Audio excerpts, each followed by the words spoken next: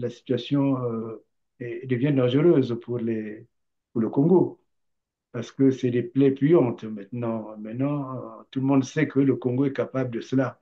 Et c'est pour cela que les opposants doivent reprendre confiance, doivent reprendre confiance. Et je demande aussi à Faye Monama de ne pas se décourager. Je sais qu'il va sortir. Je sais qu'il va sortir parce que si davantage il ne sortait pas, si davantage on devait l'expulser de la France, c'est qu'il y aurait un autre acte qu'il faudrait qu'on nous explique. Mais si ce n'est que la carte de séjour, il y a droit. Je crois que ça fait plus de 10 ans qu'il est là, c'est ce que j'ai compris. Et tous les éléments réunis sont en sa faveur. Donc même quand il sortira de là, euh, il faudrait justement qu'il sache que il faut continuer à parler. N'ayez pas peur, n'ayons pas peur. Et ce pouvoir va. N'ayons pas peur, maître Dominique Nkunku. Je sais également que la justice française ou même la préfecture de Bobigny n'ignore pas la Convention internationale sur les droits de réfugiés, mais en posant cet acte, comme on a dit tout à l'heure, est-ce que c'était une manière de dissuader les Congolais? Mais comme vous l'avez dit, hein, les Congolais ne se laisseront plus jamais faire. Et nous savons la destination, c'est le Congo, nous l'avons rappelé tout à l'heure, c'est une des pires dictatures. Et il faut rappeler que jusqu'à aujourd'hui, il y a deux politiques, deux leaders politiques, pas les moindres, le général Jean-Marie Michel Mokoko et le député André Okombi Salissa, qui croupissent encore en prison pour des raisons Oui, politiques, bien sûr, depuis 8 ans déjà, je crois 9 ans. Et on peut rappeler aussi des tortures. Il y a eu le professeur Kalakala qui a été torturé par ce régime jusqu'à en mourir. Les cas, on peut les citer, les exemples sont légion. C'est un pays criminel, c'est un régime criminel. Et vouloir absolument. expatrier quelqu'un ou refouler quelqu'un vers Brazzaville, je pense que la France, parlons de l'Élysée, connaît très bien ce que c'est que le Congo-Brazzaville. Et donc, Euh, voilà, il n'y a pas de raison qui puisse expliquer un tel acte. Alors, maître, pour boucler évidemment ce volet, que peut-on retenir globalement de cette situation de Faye Monama? André ben, Michel. d'abord, je voudrais ajouter que parmi les États refuges, je pense que Faï Monama peut, au cas où il était absolument nécessaire, ce que il faudrait une diabolica probatio, il faut vraiment qu'on me donne une preuve que ce dossier ne peut pas être traité normalement euh, par l'État français. Euh, je pense que l'État de Savoie recevrait M. Faye Monama.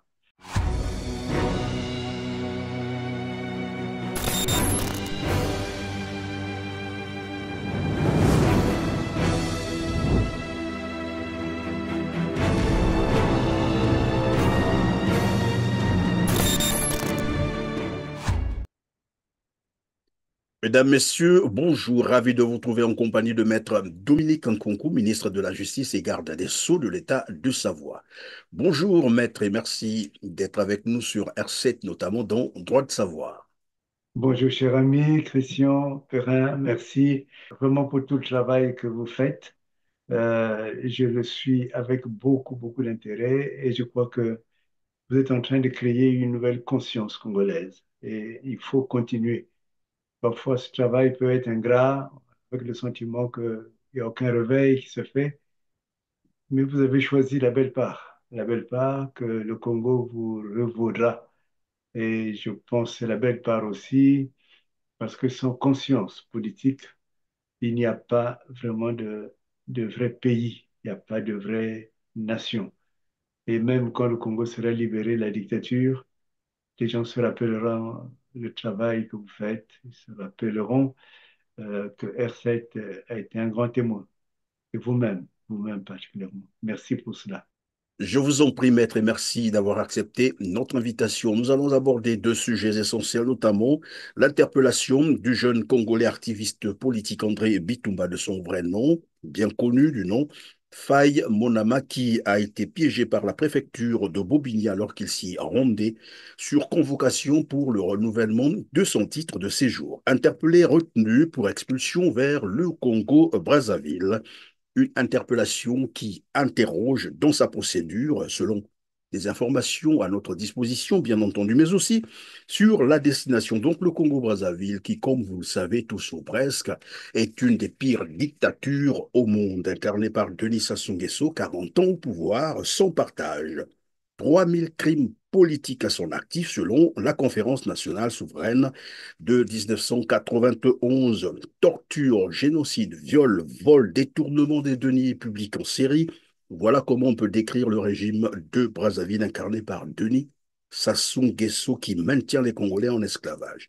Ensuite, nous reviendrons sur la note du ministre de la Santé adressée au ministre de l'Économie et des Finances sur une demande de programmation des évacuations sanitaires des personnes pourtant déjà décédées depuis fort longtemps. Vol en bande organisée ou procédure de normalisation, en tout cas, vous allez nous le dire. Voilà pour ce qui va caractériser donc cette interview. Maître Dominique Nkunku, je rappelle à nos téléspectateurs que vous êtes ministre de la Justice et garde des Sceaux de l'État de Savoie, mais ici, sur notre plateau, vous intervenez en qualité d'homme de droit. Alors, vous suivez, je crois, la situation de Faye Monama qui a été interpellé par la préfecture de Bobigny. De son vrai nom, André Bitumba, très percutant sur les réseaux sociaux contre la dictature de Brazzaville. Votre premier commentaire sur cette interpellation?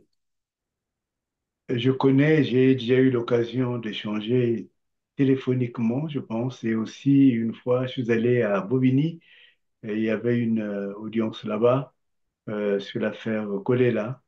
L'affaire Kolela, et il était là, il faisait partie de ceux qui étaient venus en soutien de Madame Kolela, euh, la petite sœur de feu Kolela, docteur Kolela.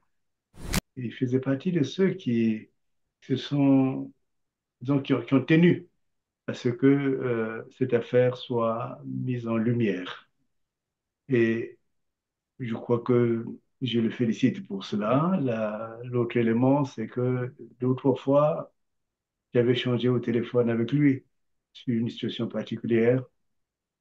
Son arrestation ne met pas en honneur l'État français parce que ça fait penser un peu au temps de Chirac quand, comment ça s'appelle, euh, celui qui est Ndengue. Ndengue avait été relâché nuitamment. Euh, tout cela, c'est des choses, c'est un peu le côté sombre du fonctionnement de l'État français par rapport au Congo, l'État français, à des moments donnés, est très protecteur de Sassou. Mais en fait, c'est un tort. C'est un tort parce que la France, c'est quand même un État de droit, c'est un État où nous avons appris le droit, et un État qui rayonne dans le monde entier comme étant un État qui protège les droits de l'homme. Mais il y a vraiment une basse-cour qui n'est pas propre au niveau fonctionnement politique. Et je crois que ça sous les met en situation qui est regrettable, qui sera regrettable quand le peuple français lui-même prendra conscience.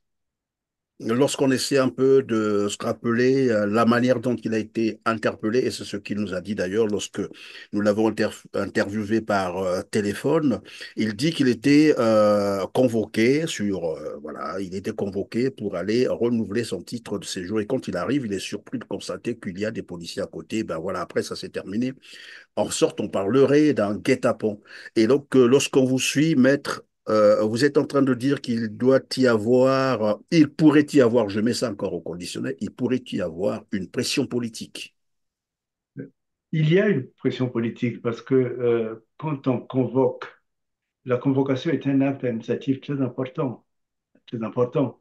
Quand une préfecture de France convoque un usager euh, sur des motifs bien déterminés, ce sont ces motifs-là qui doivent être examinés. Mais dès l'instant que on se rend compte qu'il y a un guet-apens, ça signifie qu'il y a une raison de mise en place de ce guet-apens. Pourquoi est-ce que ce compatriote, pourquoi serait-il allé s'il si on ne l'avait pas convoqué? Il n'est pas allé menacer la préfecture. Il n'a pas dit à la préfecture, surtout le temps est arrivé, il y a eu du temps, la durée est trop longue. Maintenant, il faut absolument que vous me donniez ma carte de séjour. Non, il n'a pas pris cette initiative-là. Donc, de ce fait, euh, avoir été convoqué par la préfecture et dès l'instant qu'on arrive au guichet, on fait attendre, c'est ce que j'ai entendu dans le reportage. Je vous suis, vous voyez, hein. Donc, dès l'instant qu'il a été convoqué, dès l'instant qu'on leur dit, heureusement qu'il a eu le réflexe de partir avec euh, son Son avocat. avocate, voilà, et que je félicite aussi pour son courage, parce que c'est terrifiant ces espaces-là, ce n'est pas facile. Et donc, dès l'instant qu'il arrive là et qu'on le fait attendre, et puis qu'après, il y a les policiers qui viennent, on n'est plus sur un acte administratif normal. Et là, disons, il n'y a même pas à mettre de conditionnel. Il y a des raisons pour lesquelles. Dans ce cas, c'est à l'État français de s'exprimer. Moi, je les mets en demeure de pouvoir s'exprimer. Pourquoi est-ce que on a mis Faye Monama dans cette situation? Dans cette situation. En fait, est-ce que c'est l'État français qui a intérêt à ce qu'il ait été appréhendé de cette manière-là? Euh, c'est pas normal. C'est pas un État normal. Ce n'est pas même, il n'y a même pas de légitimité à l'avoir fait. Donc, à ce niveau-là, l'État français doit nous dire pourquoi est-ce que ce jeune compatriote a été mis dans cette situation. Cette situation. Donc, Maître, vous êtes en train de dire que dans une convocation, l'administration doit être claire, en fait, sur le mobile de la Ouais, convocation. mais l'administration, surtout qu'elle donne les raisons de la convocation. L'administration ne va pas être parjure. Elle dit, voilà, monsieur, amenez, c'est ce que j'ai compris, amenez des originaux et amenez des photocopies, ainsi de suite. En clair, venez pour prendre votre carte ou bien donner les éléments qui manquent. C'est des choses qui paraissent raisonnables du point de vue du droit. Attention, c'est quand même, il y a une relation entre l'administration et les usagers de l'administration. C'est-à-dire que quoi qu'il en soit, ce soit au niveau des, des, des droits des étrangers, comme également à d'autres niveaux. L'administration a des obligations. Il y a des obligations. Quand vous mettez un ordre du jour, respectez l'ordre du jour. Quand vous mettez les raisons d'une convocation, respectez les raisons de la convocation. Et là, théoriquement, on a bien compris que ce n'était pas la raison, du moins vu les éléments qui sourdent, on est obligé de constater qu'il y a un problème. Un problème. Alors, Maître, Euh, vous l'avez rappelé tout à l'heure qu'il y a une audience donc, qui aura lieu lundi, donc demain. À ce niveau-là, quels sont les arguments que l'on pourrait donc opposer à la justice française, notamment en faveur, bien sûr, de Faye Monama, qui t'a demandé sa libération? Quels pourraient être les arguments? Mais d'abord, je félicite les Congolais parce que bien souvent, on a le sentiment qu'on a une population amorphe qui ne réagit pas et que, comme on dit, le chacun pour soi. Mais là, j'ai vu plusieurs fois, beaucoup de personnes m'ont téléphoné, m'ont demandé d'intervenir. C'est pour cela d'ailleurs que quand vous m'avez sollicité, je n'ai pas hésité à prendre cette position. Euh, donc, félicitations aux Congolais et félicitations aussi à mes compatriotes, mes confrères. Je crois qu'il y a Ganga qui est intervenu, il y Le a maître Senda Sylvain qui Senda, oui. Stendhal qui est intervenu aussi. Et ça donne la fierté pour un peuple de savoir que il a des avocats qui peuvent au pied levé se lever. J'ai écouté mon confrère Senda qui a même dit que si il n'avait pas eu confiance à la consoeur qui a le dossier en main, se serait constitué lui-même. Et je trouve cela très, très beau. Très beau. C'est des paroles fortes et Ganga qui s'est déplacé, Maître Ganga qui s'est déplacé nuitamment, c'est aussi cela. Et je crois que ça donne une fierté à, à être congolais, quoi. Voilà, être congolais. Je crois que cette fierté est en train de revenir. Donc, félicitations à ses confrères. Quant aux arguments, euh, à soulever. Je pense que le premier argument, c'est le fait que d'abord, il y a eu un acte grave. Quand même, l'administration a commis un acte grave. Et je crois qu'il faudrait mettre. Il y a même de quoi déposer une plainte contre l'administration. Je crois que M. Faye Monama devrait le faire. Et déjà dire que la responsabilité française est, est- est elle engagé. est, elle est engagée. Elle est engagée. Donc, on ne peut pas. Donc, ça signifie que l'examen de son dossier n'a pas été un examen serein, normal. Vous voyez? C'est-à-dire que les droits de M. Faye Monama n'ont pas été respectés. N'ont pas été respectés. Parce que à la limite, c'est même pas charge et à décharge, non, c'est vraiment ça n'a même pas été examiné. On l'invite pour une chose, on le convoque pour une chose, et il se passe que le fait que l'État français devient suppôt de l'État congolais. Et donc, ça devait être vraiment un premier point, et je crois que le JLD devrait être sensible. Le JLD, c'est le juge de la liberté et de la détention. Il devait être sensible. Maintenant, techniquement, du point de vue technique, je crois qu'il y a trois arguments de base.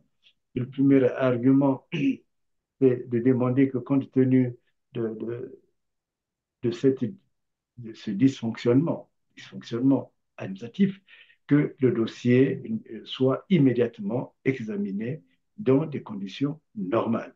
C'est-à-dire qu'on puisse voir est-ce que M. Faye Monama avait le droit ou a le droit de pouvoir bénéficier de sa carte, la carte de séjour qui est mort sans qu'il y ait menace. Je pense que pour moi, la menace de l'expulsion est totalement écartée.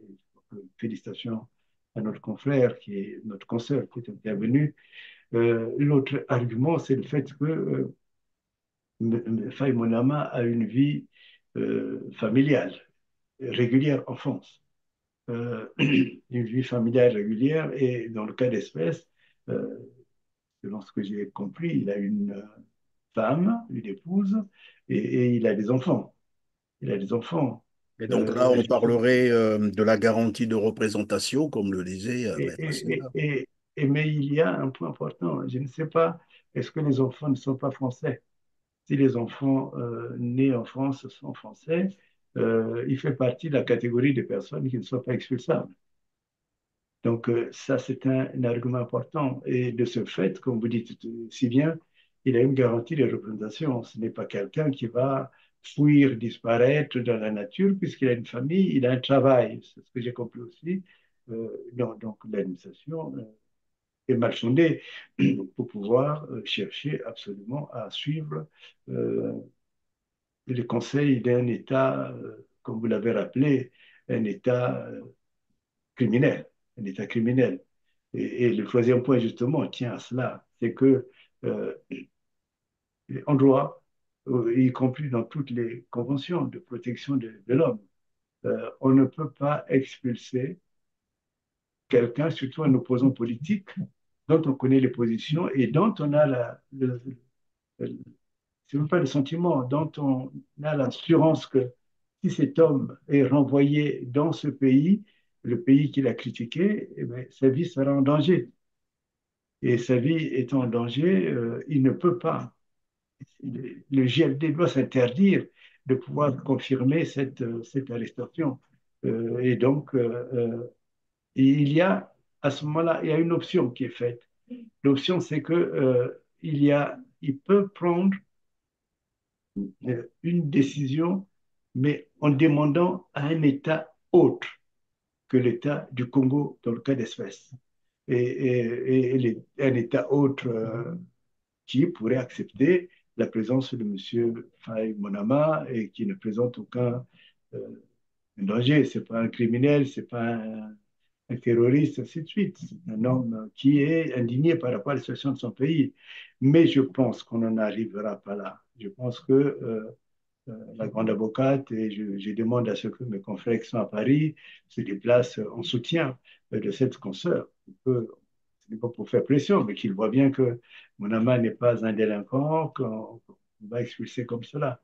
Donc, il y a ces trois arguments qui, pour moi, sont des arguments majeurs et que l'État français et le GLD ne peuvent pas permettre que l'on puisse violer, qu'on puisse Alors, violer. mais Voilà. maître, évidemment, l'acte posé est tel qu'il a été posé. C'est aussi un message qui a été envoyé à travers le monde, mais beaucoup plus particulièrement aux Congolais, surtout ceux de l'opposition, les résistants et autres.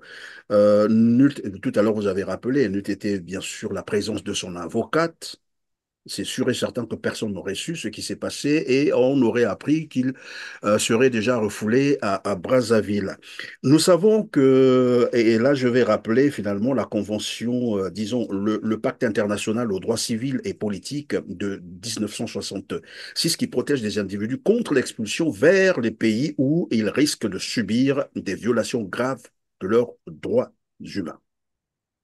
Oui, D'accord? Alors, est-ce oui. qu'en faisant ça, ou c'était un message qu'on a voulu envoyer pour dissuader les autres résistants, les autres opposants au régime de Brazzaville. Et comment comprendre ça finalement?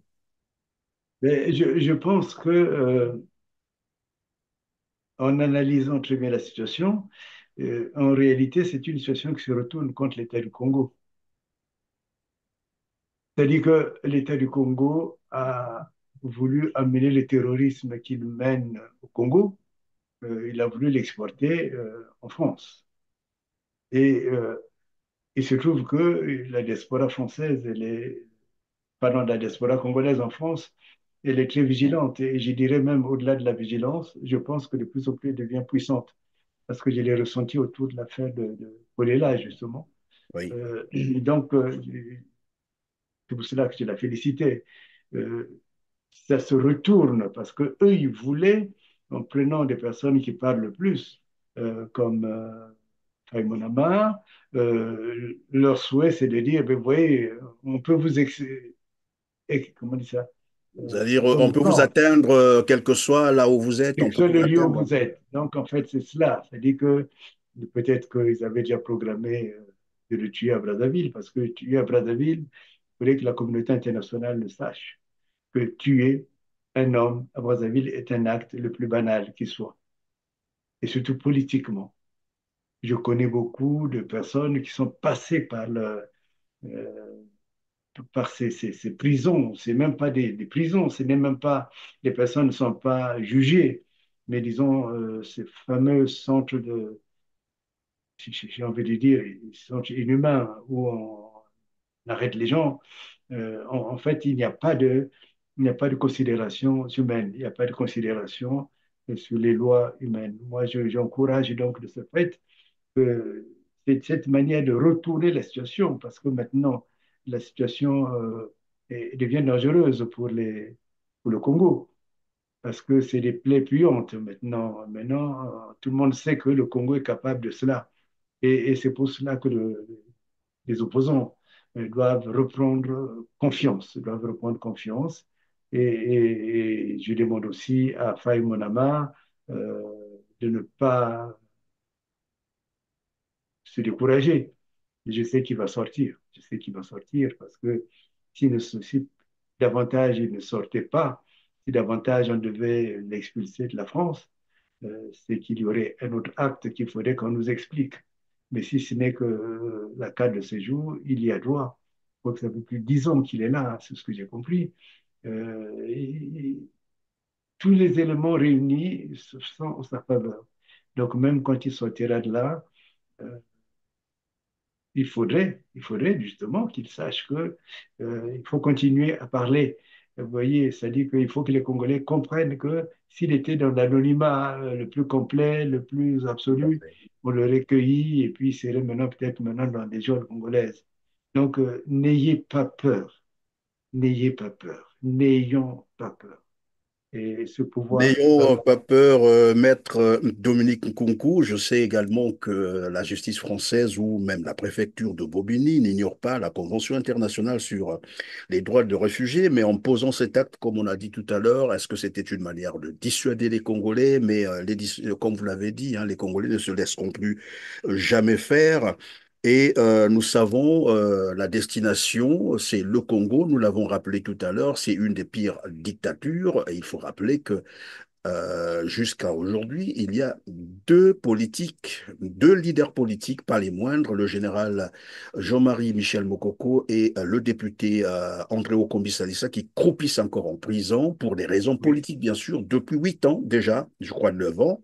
Et on peut rappeler aussi des tortures. Il y a eu le professeur Kalakala qui a été torturé par ce régime jusqu'à en mourir. Les cas, on peut les citer, les exemples sont légion. C'est un pays criminel, c'est un régime criminel. Et vouloir absolument. expatrier quelqu'un ou refouler quelqu'un vers Brazzaville, je pense que la France, parlons de l'Élysée, connaît très bien ce que c'est que le Congo-Brazzaville. Et donc, Euh, voilà, il n'y a pas de raison qui puisse expliquer un tel acte. Alors, maître, pour boucler évidemment ce volet, que peut-on retenir globalement de cette situation de Faye Monama? André ben, Michel. d'abord, je voudrais ajouter que parmi les États refuges, je pense que Faï Monama peut, au cas où il était absolument nécessaire, ce que il faudrait une diabolique approbation. Il faut vraiment qu'on me donne une preuve que ce dossier ne peut pas être traité normalement euh, par l'État français. Euh, je pense que l'État de Savoie recevrait M. Faye Monama.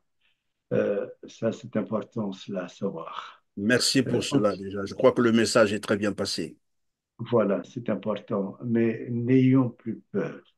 Moi, je demande aux Congolais, euh, d'abord, quelle que soit leur situation, quels que soient les lieux au monde où ils ont une situation, euh, je dis toujours que notre pays de naissance, c'est comme une maman. Et il y a des moments où la maman affaiblie a besoin de ses enfants.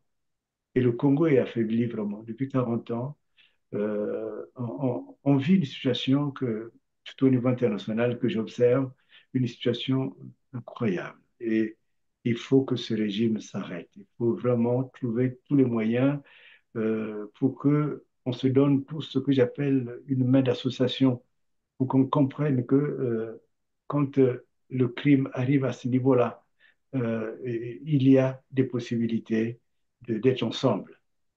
Chacun de nous a des moyens. C'est à vous, comme j'ai dit au début, pour ce sacerdoce que vous avez, ce sacerdoce de la communication. Grâce à vous, les informations circulent très vite. Et donc, il faut que vous continuiez ce travail. Et je voudrais que partout dans la diaspora, que les diasporas s'unissent, diaspora partout. Les Congolais sont partout dans le monde entier.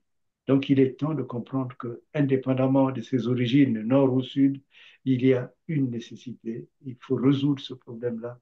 Le problème, c'est ça, sans parler aussi de la situation économique qui est désastreuse, désastreuse, vraiment. C'est pas du tout que le Congo soit en cessation De vraiment paiement. normale, mais que le Congo a été appauvri, mais plus que cela, indigénisé, a été rendu vraiment l'argent du Congo, tout l'argent qui devait revenir au Congo est à l'extérieur. Et ils nourrissent les étrangers, ils nourrissent beaucoup de gens.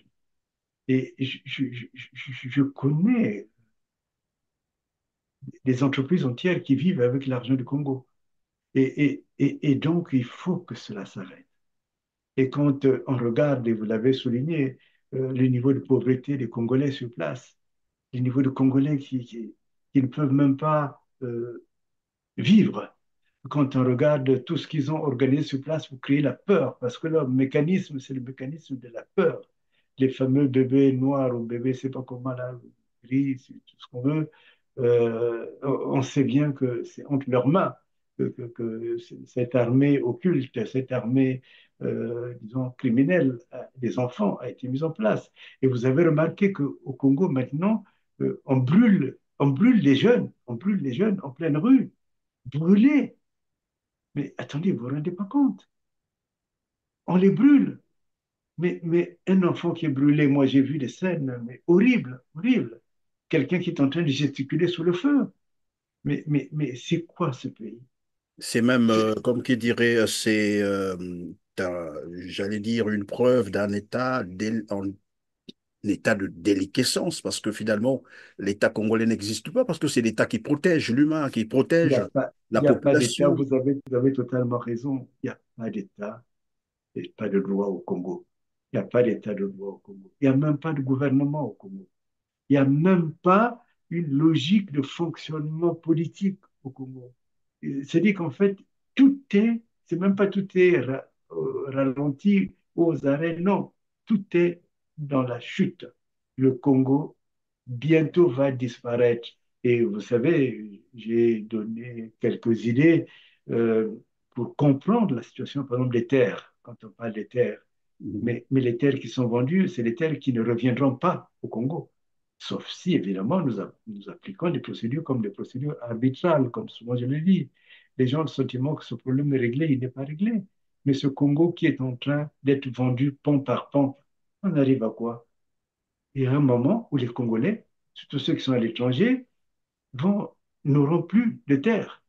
Il y a un moment où on va chasser les Congolais de leur place. Et donc, vous Et voyez, d'ailleurs, quand Maître Dominique Concours, pardonnez-moi de vous couper comme ça, nous avons reçu sur ce même plateau un ancien ministre des Affaires étrangères rwandais, Jean-Marie, qui nous disait, ces terres, si elles sont déjà cédées, croyez-moi, vous ne les reprendrez plus jamais parce que ça deviendra la propriété, ou c'est devenu la propriété des Rwandais, et les Congolais n'y auront jamais accès. Jamais oui, accès. mais C'est c'est un là, ancien c'est la ministre propriété. des Affaires étrangères qui le dit. Oui, oui, mais justement, quand je le dis, les gens dorment. Quand je leur dis, mais mettez en place la seule procédure qui peut permettre de faire cesser cette affaire, ça a été dit dans la loi cadre. Il y a un article qui dit que c'est par voie arbitrale que ça peut être résolu. Et les Congolais ne se réveillent pas. Les Congolais ne se réveillent pas. Peut-être qu'à partir des situations comme celle de Faye, euh, il faut qu'on apprenne à nous battre. Mais les terres sont vendues. Les terres sont vendues. Ce n'est pas ces petites magouilles, ces consultations, ces machins. Ça, c'est du désordre politique. Les terres sont vendues. Le Congo est amputé. C'est déjà un petit pays. Il y a plus forte raison. Oui. Et puis même les terres qui ont été vendues. La dernière fois, je faisais le point avec des collègues qui sont géopoliticiens, géostratèges. Maluku, par exemple, qui a été vendu. Mais vous savez, Maluku, c'est une zone stratégique qui a été achetée par le Rwanda. Parce qu'ils savent qu'à partir de Maluku, ils peuvent atteindre Kinshasa. Vous voyez, il faudrait qu'on discute avec euh, les honorables autorités de la RDC pour qu'on puisse faire cause commune, pour pouvoir renverser cette situation. Et souvent, c'est l'argent qui fait défaut, mais l'argent existe, il y a tellement d'argent dans le monde, on trouvera de l'argent. Mais il faudrait vraiment que cette situation de Rwanda soit examinée de très près. Le Congo est vraiment en danger, est vraiment en danger. Et Eh bien, j'ai même déjà pardon, dit, Maître Dominique Concours, pendant que vous le dites, qu'est-ce qui peut justifier le silence de toutes les institutions congolaises, que ce soit le Sénat, l'Assemblée, le gouvernement, la justice? Tout le monde est silencieux sur cette affaire, alors que c'est une menace existentielle pour le Congo-Brazzaville. L'armée est aux abonnés absents. On ne comprend pas ce qui se passe au Congo. je pense que c'est l'ignorance politique.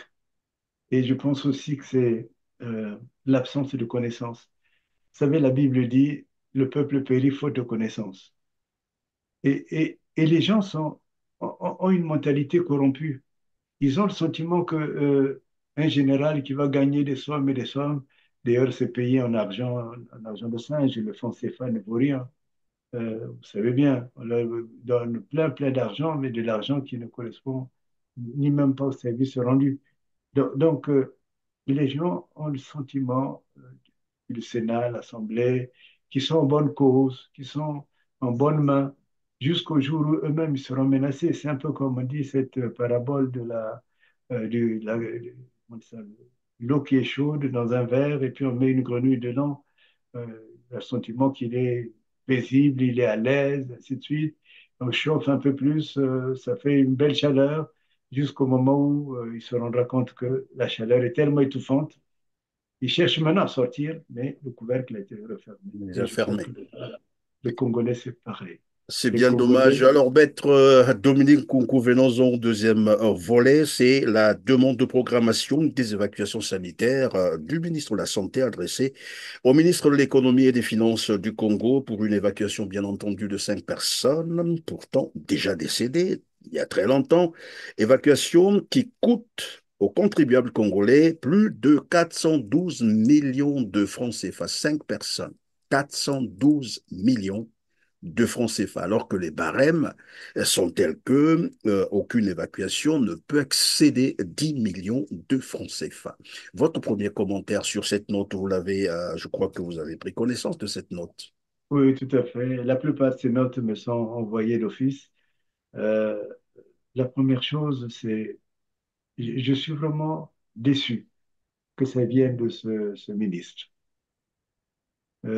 Quand il a pris le pouvoir, oui, je me suis dit, ben, il y a des choses qui vont changer dans le système sanitaire chez nous, parce qu'il ne faut pas se leurrer. C'est un système qui est moribond. J'ai eu des personnes qui ont été hospitalisées, la plupart sont, sont mortes.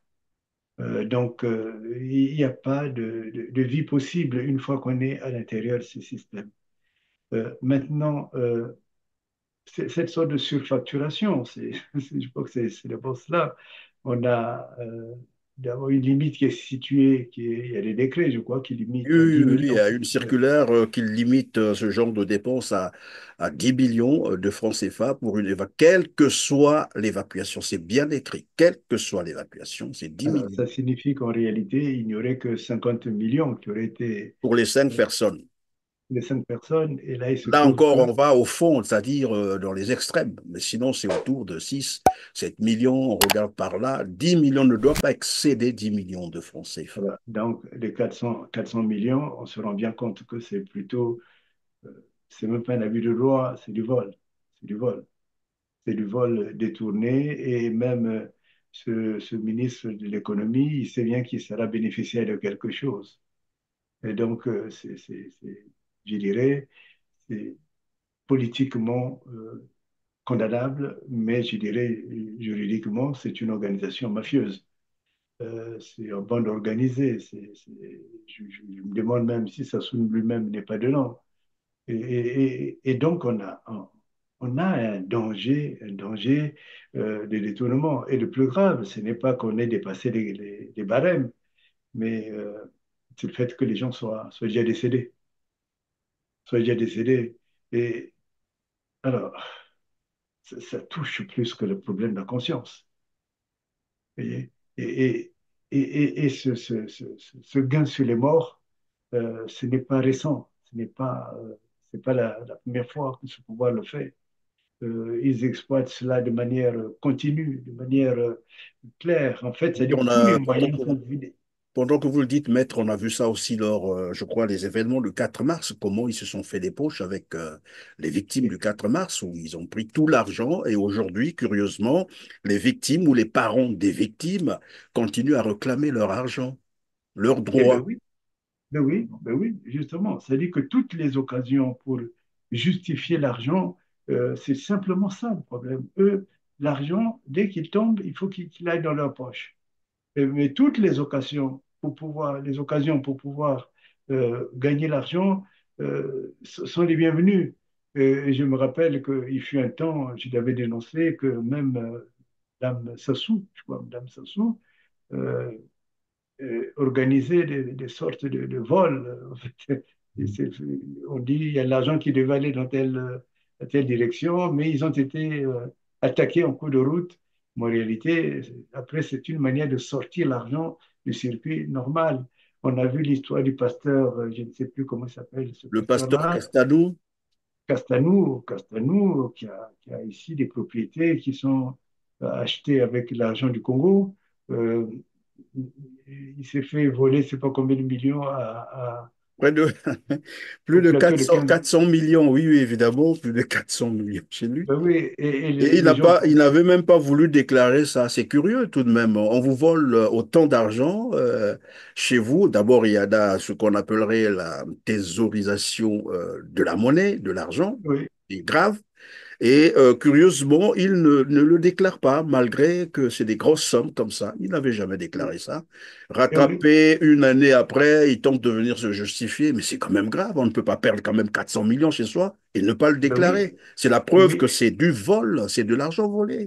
ben oui, parce qu'en fait, ce qu'il cherche, il faut bien le savoir, c'est le fait que quand il dit j'ai été volé, il ne déclare pas, parce que le fait d'avoir déclaré qu'il a été volé, les 400 millions changent d'itinéraire. Vous voyez? Et là, c'est pareil. Là, c'est pareil. On justifie par tous les moyens, y compris en disant que c'est des morts. Des morts qu'on devait évacuer, mais en réalité, ils disent pas qu'ils sont morts. C'est comme un Oui, dossier mais qui est en après, cours. plus loin, on a vu hein, sur les réseaux sociaux des partisans, j'allais dire des courtisans de ce régime, encouragés d'ailleurs par certains membres du gouvernement, venir justifier pour dire, ben non, c'est une procédure normale, une procédure comment on appelle ça, de régularisation ou de remboursement, et puis c'est des personnes déjà mortes. Pourquoi on Oui, doit encore sortir oui, autant oui. d'argent pour des personnes déjà Non, mortes? non, mais c'est pas une régularisation. Ça, c'est le texte que j'ai vu, c'est comme une facture à payer. Vous comprenez? C'est-à-dire que, voilà, monsieur le ministre, je vous prie de payer. Vous voyez, pas de régularisation, mais parce que c'est pas qu'on a dit, on a déjà payé, on régularise lorsqu'on a déjà payé Mhm. et maintenant, vous venez pour pouvoir effacer la dette. Non, ça, c'est pas une dette, c'est de dire, il y aurait des évacuations de telle personne, et ces évacuations euh, demandent que vous puissiez décaisser 400 millions. C'est-à-dire que cette notion un peu de se mettre à défendre l'indéfendable discrédite totalement ce pouvoir. Ce pouvoir est un pouvoir de voleur. On avait dit à un moment donné, Youlou a tout volé, et le pauvre Youlou est mort pratiquement à la croisée en train de dormir dans les métros de Madrid. Vous voyez. Mais les vrais voleurs, il avait dit lui-même, les vrais voleurs, vous les aurez. Et nous les avons maintenant, les vrais voleurs. Et ces vrais voleurs, c'est tous ceux qui sont autour de Sassou, hein, c'est son système. C'est un système mafieux. Et, et ce qui est étonnant, vous avez remarqué, depuis que l'affaire est sortie, en fait, il n'y a eu aucune arrestation, il n'y a eu aucune interrogation judiciaire. Et le fameux procureur, là, il sert à quoi? Comment il s'appelle? Au Congakala, mon parquet. Ben oui, pourquoi il n'a pas convoqué à son parquet ce ministre? Et- quelle est cette manière de penser la vie des gens? Si avec les 400 millions, on avait construit un hôpital ou une clinique, peut-être on dirait, bon, OK, c'est une bonne chose. Mais là, dans le cas d'espèce, c'est Et ça pour ne les s'arrête pas pauvres. là parce que dans le même ministère, il y avait déjà été signalé la disparition, le détournement. Bon, chez nous, on appelle ça le vol. Le vol de 160 milliards de francs CFA dans ce ministère même de la Santé. Ça ne s'arrête pas là. Dernièrement, il y a eu, je crois, cette affaire-là aussi qui a défrayé la chronique, notamment l'hôpital de Dolisie, où un réseau mafieux avait été organisé, où on avait plusieurs lignes budgétaires, et le ministre était au courant de cela. Le Et oui, ministre de la Santé, Mokoki, au courant de ce réseau mafieux dont le système de santé au Congo-Brazzaville. Ils ont interpellé le directeur de l'hôpital de Dolisie et après, bon, on n'en parle plus. Le ministre, il est là, il continue à courir tranquillement. Les autres, voilà, de ce système, personne n'a été interpellé. Comme quoi, au Congo-Brazzaville, tout le monde se protège, tout le monde se soutient, les voleurs entre eux, comme qui dirait, ben, les oiseaux de même plumage volent ensemble. oui, oui, tout à fait. Non seulement ils volent ensemble, mais je crois qu'ils sont piégés par une chose, c'est que tous les jeunes qui entrent en politique, ils font tout pour vite devenir riches. Parce que le système, c'est un système, euh, qui a fondé tout sur la fraude et sur le vol. Donc, les Sassous sont riches, les Kiki sont riches, X est riche. Donc, dès l'instant que tu accèdes à un poste, tu ne penses à rien d'autre qu'à devenir riche. Je ne sais pas si vous comprenez ce que je veux dire. Donc, En en fait, fait, donc je pense que c'est fait pour les maintenir, une manière de les tenir, de sorte que dans 2 matins, quand ils ne seront plus dans le système, qu'ils n'arrivent pas à le dénoncer, parce que eux aussi se sont mouillés, bien sûr, dans ce système. Et d'ailleurs, je vais proposer à nos téléspectateurs un extrait de la vidéo où le chef de gang, il faut l'appeler comme ça, Sassou Nguesso lui-même dit, écoutez, c'est parce que, en fait, il parle un peu en lingala pour dire, mais c'est parce que je suis le chef, mais sinon, si je décide, je dirai à chacun, toi, tu as été là, tu as volé ceci, toi, tu as été là, tu as fait ceci. En fait, Denis Sassou Nguesso connaît ce qui se passe au Congo et il le favorise parce qu'il pense que le système doit fonctionner comme ça. Suivez. Nyenye soki ezalaka te mokonzi te bango moko na moko na moko nakoki kotelemisa boye nalobi yo ozalaka boye osalaka boye oyibaka awa. Maître Dominique Concours. Voilà, alors pour Denis Sassou Nguesso, il connaît tout le monde. Il sait que tout le monde vole et il peut les dénoncer, mais il ne le fait pas.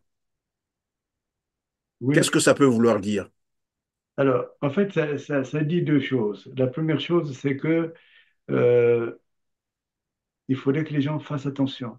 Même quand on leur désigne, on leur donne des fonctions, s'ils veulent rester vraiment probes, honnêtes, euh, il y a peut-être raison de refuser. Parce que la vie ne s'arrête pas, la vie continue. Et le problème aussi, c'est que même quand on a quitté ce monde, on laisse Des des traces. hommes, on laisse des traces, on laisse des enfants, et ces enfants, on les montrera toujours du doigt. Et cela est important. La deuxième chose, c'est que le régime de Sassou, Sassou lui-même, est piégé depuis Elf. Je ne sais pas si vous vous rappelez, euh, qu'on leur a fait signer des contrats et chaque mois, chaque opération qui est faite jusqu'à présent, il y a de l'argent qui est versé pour le compte de Sassou. Donc Sassou ne peut pas dénoncer lui-même. Or, ce qui se passe par rapport à ces fonds, euh, ces fonds, Sassou ne sait même pas où ils en sont. On ouvre beaucoup de comptes au nom de Sassou et du Congo. Or, Mobutu a été le premier victime de cela. Mobutu a laissé beaucoup d'argent, mais c'est devenu des fonds dormants. C'est ce qu'on appelle les fonds off our ledger. C'est-à-dire que c'est de l'argent qui ne reviendra pas au Congo, c'est de l'argent qui ne reviendra pas à la RDC, c'est de l'argent qui ne reviendra pas au Congo, ni même à la famille de Sassou. Oui, mais Et le jour, finalement, maître, c'est ce à quoi on est en train probablement d'assister au Congo-Brazzaville avec tout l'argent qui a été volé depuis qu'il est revenu par les armes. Quelqu'un nous disait ici, un expert nous disait, c'est plus de 133 000 milliards qui ont été détournés, volés dans les caisses de l'État, l'argent du pétrole, du bois, des minerais et autres.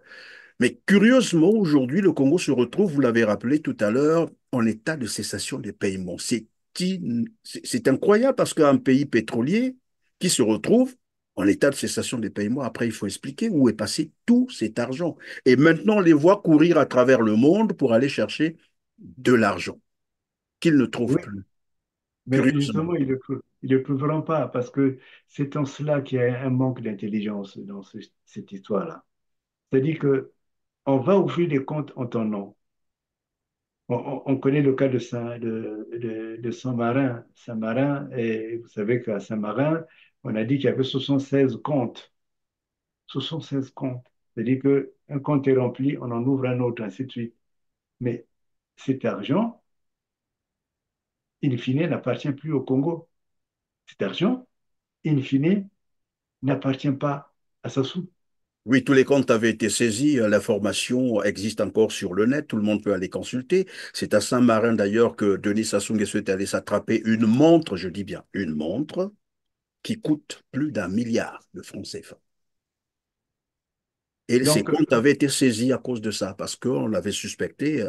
Comment quelqu'un peut venir acheter une montre à 1 milliard et payer avec de l'argent comptant, ce qui a d'ailleurs suscité l'enquête qui avait été menée et tous ces comptes avaient été saisis. voilà. Donc, en fait, il faudrait partir du fait que c'est un pays de dupes. C'est un pays de dupes. Et les gens, ils ne connaissent pas le système international. Et comme le système international n'est pas appréhendé et maîtrisé, et en fait, ils fonctionnent dedans comme des gros débutants. Ce qui fait que quand ça se dit, je connais les gens, je connais ceci, mais c'est parce que lui-même, il sait qu'il il peut pas bouger. Parce que s'il bouge, il y a beaucoup d'affaires qui sont, comme on dit, qui plombent sa vie.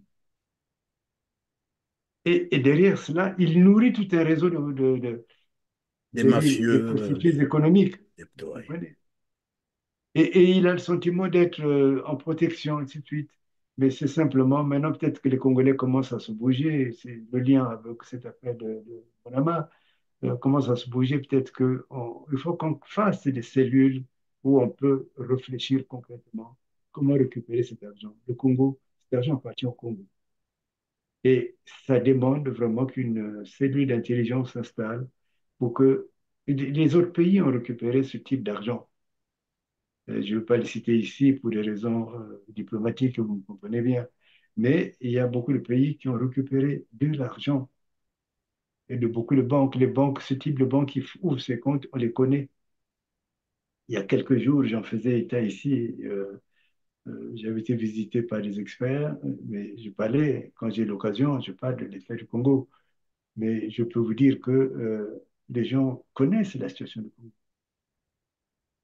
Ce n'est pas seulement en position criminelle, mais ils Ouais. connaissent la situation du Congo comme un État vraiment injustement appauvri. Injustement appauvri. Et les démarches comme celle de Mukoki, hein, c'est Mukoki qui C'est s'appelle. Mokoki, oui, Gilbert Mokoki. Bon, moi, j'ai envie de lui dire de faire attention. Même s'il est protégé par le système, il faut qu'il arrête d'entrer dans ce genre de choses. Vraiment, ça, c'est un petit jeune, je pense, par rapport à moi. Il est jeune, Oui, le mais problème, c'est que, comme je l'ai dit tout à l'heure, Sassou Nguesso leur laisse faire, question de les tenir pour qu'ils... c'est bien entendu. C'est bien entendu. C'est-à-dire que c'est une structure piégée. Et vous verrez que là, même s'il voulait démissionner, il ne peut plus démissionner. Il ne peut plus démissionner. Sinon, nombreux auraient démissionné, je crois. Mais certainement, mais je pense que même le perroquet, là, le garçon qui fait la communication, Thierry Mungala, Thierry Mongala, mais il n'a qu'à chercher à démissionner. Je crois qu'à un moment donné, on avait dit qu'on l'a même aperçu habillé en femme. Destination. bien l'information, on va continuer comme il dirait, à investiguer pour savoir qu'en était-il concrètement. Nous sommes donc à la fin de cette émission. Maître, que doit-on retenir donc vous dites que la situation d'André Bitumba de son petit nom, Faye Monama, est une situation qui risque de se retourner contre ceux qui ont voulu comploter contre lui, c'est-à-dire le Congo, la France. C'est une situation explosive, c'est ça, hein, contre ces Tout à détracteurs. fait. Oui, bon, je pense que techniquement, et mes confrères aussi pourront qui sont brillants, ceux qui sont prononcés sont brillants, ils pourront le confirmer. André Bitumba n'est pas véritablement en danger. Il n'est pas véritablement en danger. Il n'y aura pas d'expulsion en direction du Congo. J'ai- j'ai- on va l'aider s'il arrivait quoi que ce soit, mais je pense que lundi, il pourra retrouver sa famille. Mais il ne faut pas que les Congolais abandonnent Bochigate parce que c'est, c'est un gros piège dans lequel le Congo est tombé lui-même. Il faudrait mettre cela en exergue, il faudrait le communiquer au niveau international. il faudrait montrer le vrai visage de ce pouvoir. Et ce vrai visage, moi, maintenant, comme me disait Senghor à un moment donné, j'y reprends confiance quand je vois vraiment la mobilisation des Congolais. Bravo, continuez, mais allez sur les choses réelles, concrètes, et mettez en cause ce pouvoir. N'hésitez pas de saisir les instances internationales. N'hésitez pas, même s'ils ne répondent pas, l'information passe. J'ai envie d'appeler, je vois qu'il y a un collège des avocats, pour qu'on ait un collège d'arbitres. Et je vous garantis que le Congo est à sauver. Je dis bien à sauver, je mesure bien mes mots. Et pour le sauver, il nous faut des arbitres. Moi, j'ai eu une discussion avec des arbitres euh, pour d'autres affaires, avec des arbitres américains. Et je voudrais que partout où vous êtes en diaspora, discutez, trouvez des arbitres. Je dis bien, ce pas des arbitres de football, mais c'est des arbitres, j'entends, judiciaires. Et le cas du Congo, le cas autour de Mukoki, c'est un cas qui fait réfléchir sur la pauvreté du Congo. Parce que le pauvre n'est pas celui qui n'a pas d'argent, mais c'est celui qui vit avec l'argent des autres. Parce que tôt ou tard, je dis bien tôt ou tard, les choses vont se renverser. Et il y en a qui vont courir et qui découvriront que le monde a une fin. Tu as beau aller te cacher sur un nid, sur une branche, le monde a des limites. Et donc, si tu ne veux pas être en danger, c'est maintenant qu'il faut le faire. Quand je croise les enfants de Mobutu, les enfants de Bokassa, tout ce monde-là, je ne crois pas qu'ils soient vraiment heureux. Et peut-être que c'est le moment pour que les gens comprennent. Tout à fait. Merci Je le souhaite. beaucoup, Maître Dominique Nkunku. C'est vraiment la fin de cette émission. Nous reviendrons sur certains sujets parce que de toute façon, le peu de temps qui nous est souvent donné ne nous permet jamais de boucler, de terminer avec un sujet. Les sujets sont assez sensibles et très importants d'ailleurs. Mais nous y reviendrons, Monsieur le ministre, c'est le cas de le dire. Eh ben, je voulais simplement aussi annoncer et sinon rappeler à Faye Monama, André Bitumba, que tous les Congolais sont derrière lui. Il a notre soutien indéfectible, Tout à fait. inconditionnel, parce que nous connaissons évidemment son travail, son combat, qui est le nôtre également, qui est celui de tous les Congolais. Mais même au pire des cas, sur sa situation actuelle, vous avez dit, Monsieur le ministre, l'État du Savoie lui ouvre les portes. Et ça nous rassure beaucoup plus parce que nous avons de bout à l'autre des solutions à sa situation. En tout cas, grand merci d'avoir été avec nous, Monsieur le ministre. Merci beaucoup, monsieur le grand journaliste. Je En vous tout en cas, je prie. vous admire beaucoup et merci pour le travail que vous faites. Et je dis encore à Faye Monama de ne pas avoir peur, surtout devant le juge. Il faut défendre son cas et grand merci à tous mes confrères, à la consoeur qui est son avocate, mais aussi à tous mes confrères d'origine congolaise ou congolais qui prennent vraiment la situation en main. Ne lâchez rien, ne Merci lâchons rien. beaucoup. Le message est bien passé, mesdames, messieurs. C'est la fin de cette émission. Merci de nous avoir encore fait confiance. Merci de nous avoir suivis, comme d'habitude. Cliquez sur le petit pouce en l'air juste en bas de la vidéo. Dites-nous en commentaire ce que vous pensez des sujets que nous avons abordés. Mais surtout, surtout, partagez, partagez, partagez. Aidez-nous à atteindre un plus grand nombre de téléspectateurs. Sur ce, on se dit au revoir et à très bientôt. Merci. Merci.